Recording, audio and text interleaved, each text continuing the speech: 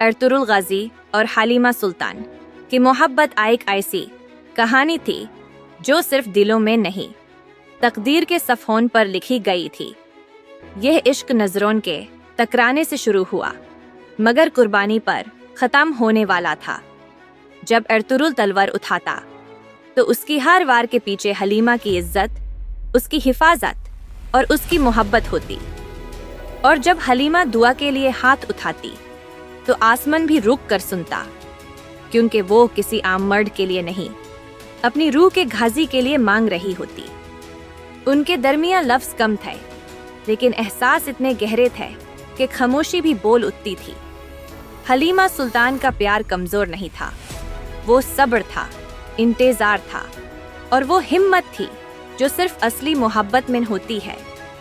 वो अर्तुरुल के जख्मों को अपनी आंखों के आंसुओं से धोती और अपनी मुस्कुराहट से उसके दर्द छुपा लेती।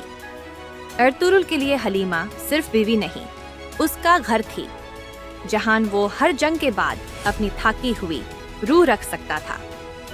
जब पूरी दुनिया ने अर्तुरुल को अकेला छोड़ दिया, तब हलीमा उसके साथ खड़ी रही, बिला शर्त, बिला शिकवा, बिला दार। ये वो मोहब्बत थी जो वक्त से नहीं, वफादारी से जिंदा रहती है। उनकी कहानी हमें ये सिखाती है कि असली इश्क ना सिर्फ साथ चलने का नाम है, बल्कि अंधेरों में भी एक दूसरे का हाथ थामे रखने का वादा होता है। हलीमा की आंखों में अर्तुरुल सिर्फ एक गाजी नहीं था, वो उसकी किस्मत, उसका यकीन और उसकी दुनिया था। और अर्तुरुल के लिए हलीमा सिर्फ मोहब्बत नहीं, वो उसकी दुआ, उसकी ताकत और उसकी कमजोरी दोनों थी। इसीलिए उनका प्यार वक्त के साथ मिटने के बजाय और गहरा होता चला गया।